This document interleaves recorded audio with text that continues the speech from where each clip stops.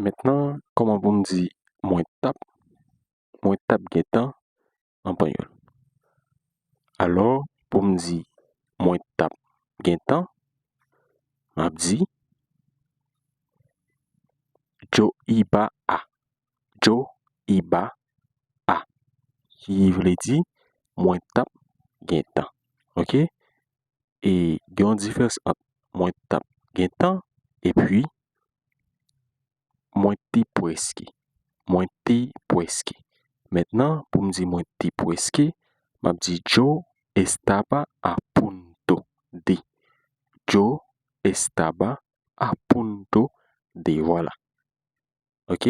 Par exemple, moi tap gen tan manger. Moi tap gen tan manger. Yo iba a comer. Yo iba a comer. Ou tap gen tan soti. Ou tap gen tan soti. Tu ibas a salir. Tu ibas a salir. Li tap gen tan dormi. Li tap gen tan dormi. Elle iba a dormir. Elle iba a dormir. Nous tap gen tan étudier. Nous tap gen tan étudier. Nosotros íbamos a estudiar. Nosotros íbamos a estudiar. Nous tap gen tan parler. Nous tap gen tan parler. Ustedes iban a hablar. Ustedes iban a hablar. Yo tap gen tan courir.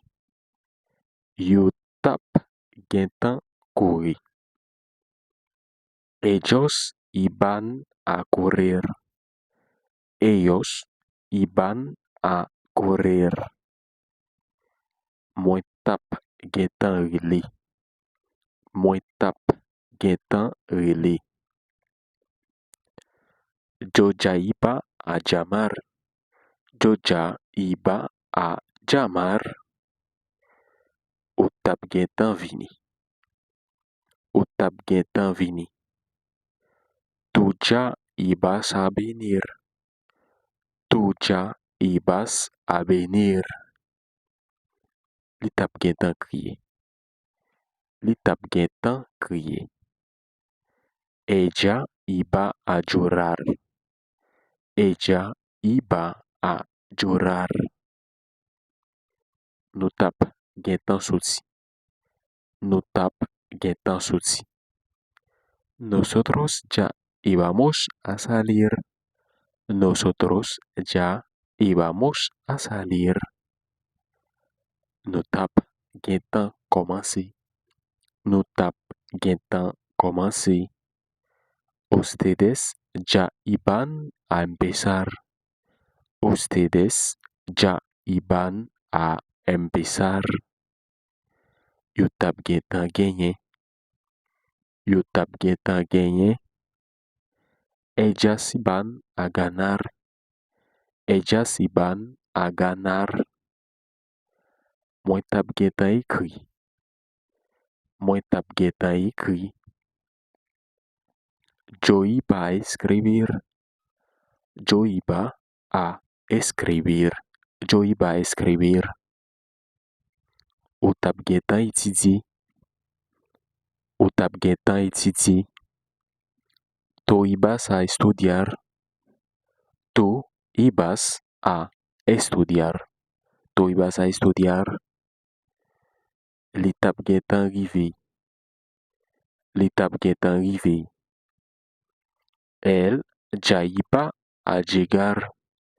Elle ya iba a llegar. Nous tap gen tan cuit manger. Nous tap gen tan cuit manger. Ou bien nous tap gen tan fait manger. Nosotros íbamos a cocinar. Nosotros íbamos a cocinar. Nous tap gen tan dormi. Nous tap gen tan dormi. Ustedes iban a dormir. Ustedes iban a dormir. Oui, c'est les ustedes, c'est un groupe monde que vous voyez, mais ou pas là-dedans. Un groupe monde. Ou dit nous, mais nous ça, ou pas dans nous. Ou pas dans nous ça. Ok? Yo tap gen tan soti. Yo tap gen tan soti. Ellos ya iban a salir. Ellos ya iban a salir. Mwen tap gen tan fini. Mwen tap gen tan fini. Yo ya iba a terminar. Yo ya iba a terminar. Ou tap gen tan pale. Ou tap gen tan pale. Tú ya ibas a hablar. Tú ya ibas a hablar. Li tap gen tan chante. Li tap gen tan chante. Ella iba a cantar. Ella iba a cantar. Nou tap gen tan voyager. Nou tap gen tan voyager. Nosotros íbamos a viajar. Nosotros íbamos a viajar. Nou tap gen tan koy. Nou tap gen tan koy. Ustedes iban a correr. Ustedes iban a correr. Ou ka di yo tou. Yo tap gen tan. Di pa problem non. Yo tap gen tan koy. Ustedes iban a correr. Yo tap gen tan etiti. Yo tap gen tan etiti. Ellos iban a estudiar. Ellos iban a estudiar. Mwen tap gen tan l'ouvri pot la. Mwen tap gen tan l'ouvri pot la. Yo iba a abrir la puerta. Yo iba a abrir la puerta.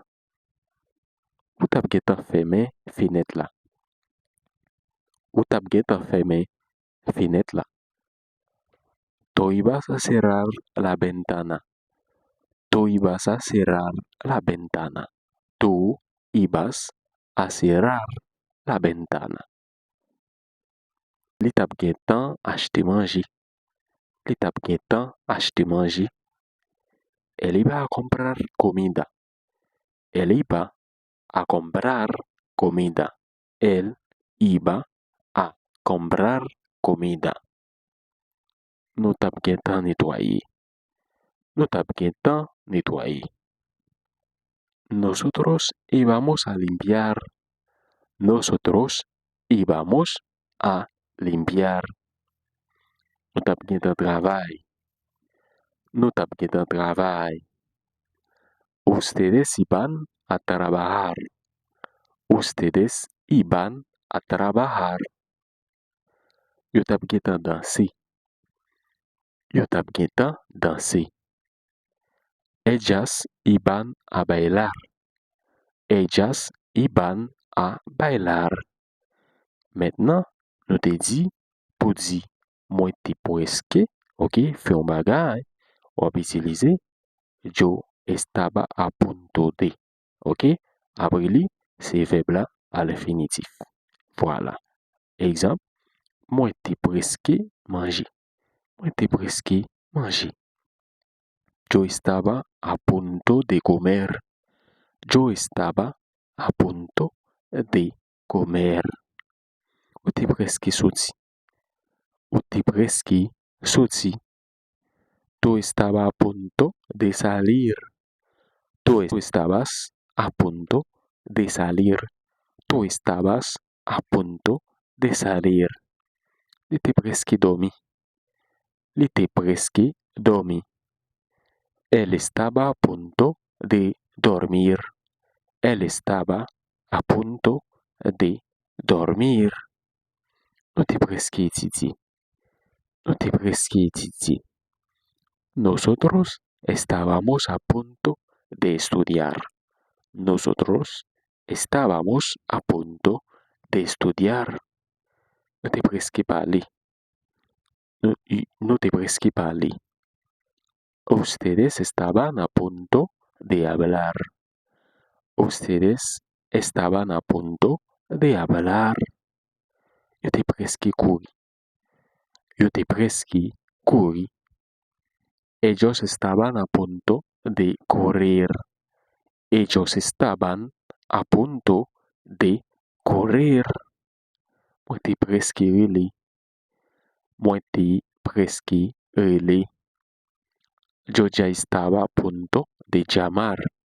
Yo ya estaba a punto de llamar. Lo ya, on va besoin inquiéter si dans quelques phrases natifs utilisées, ou qu'on est déjà. Ok, c'est même là.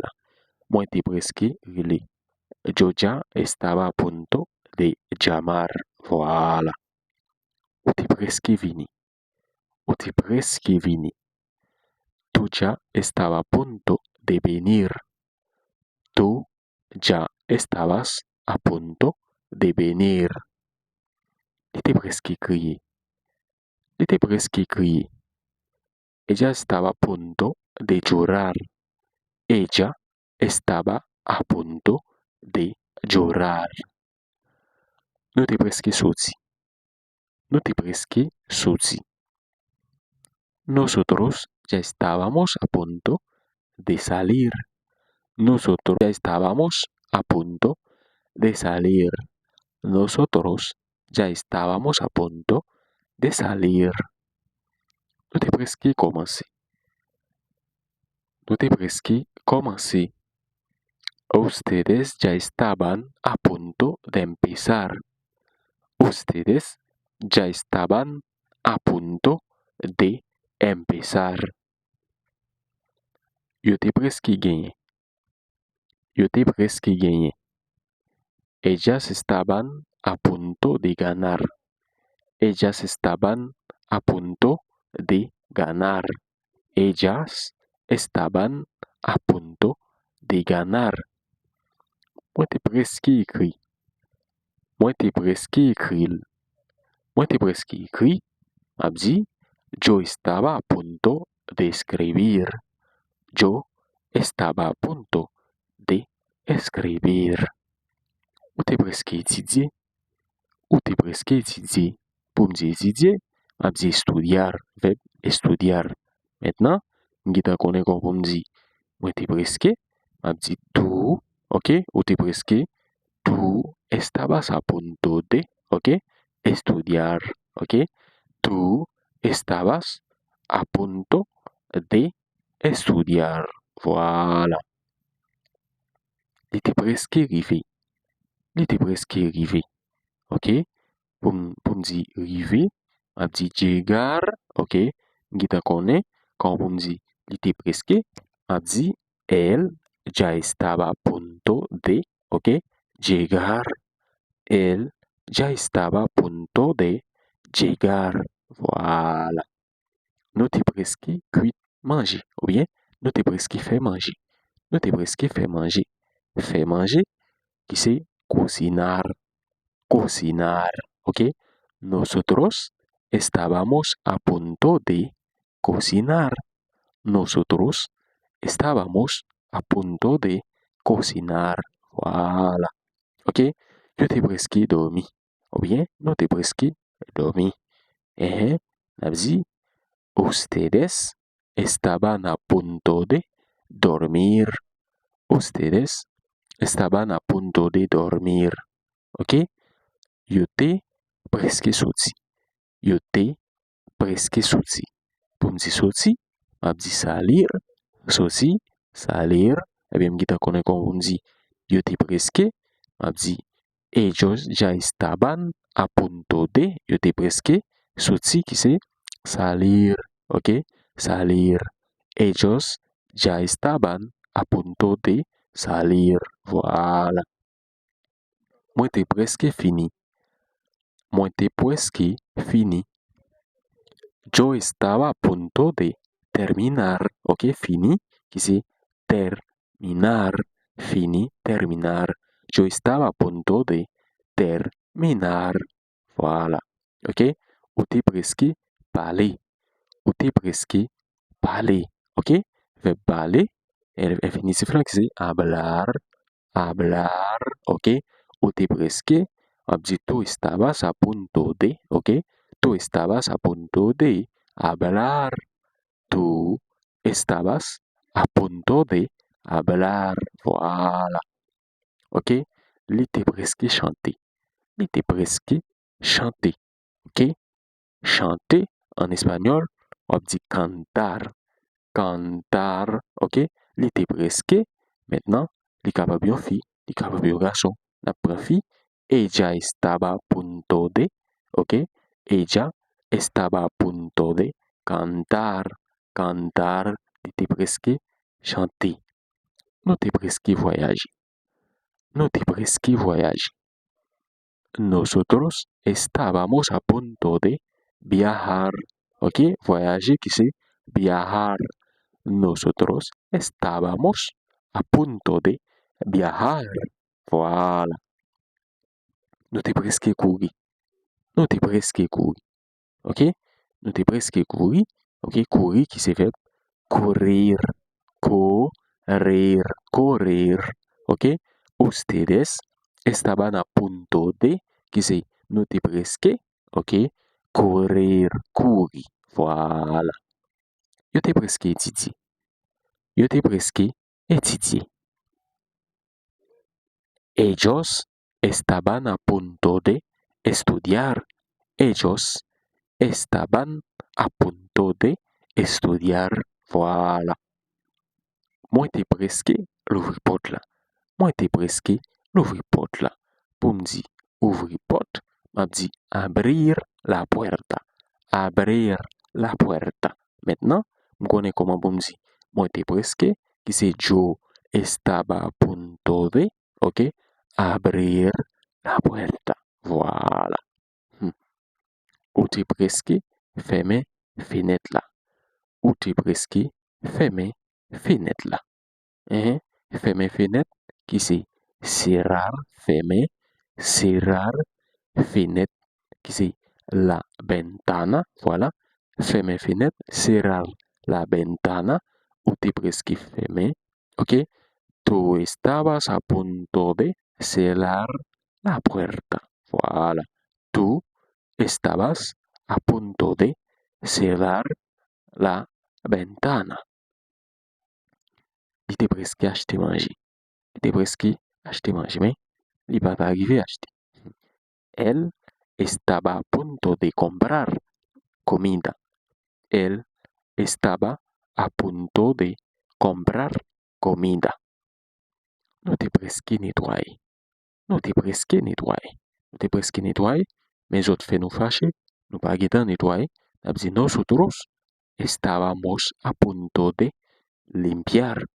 Nosotros estábamos a punto de limpiar. Ok? Nous te presque travail. Nous te presque travail. Ustedes estaban a punto de trabajar. Ustedes estaban a punto de trabajar. Voilà. Ok? Maintenant, si vous arrivez jusque-là, on a un seul devoir pour faire. Dans l'espace commentaire, quittez-le. Par exemple, si je dis, yo te presque dansé. Yo te presque dansé. Yo te presque dansé, mais courant coupé, musique pas passé, yo pas dansé encore. Comment vous me dites ça? Dans l'espace commentaire. On a retourné encore pour l'autre plus belle vidéo. Bye bye.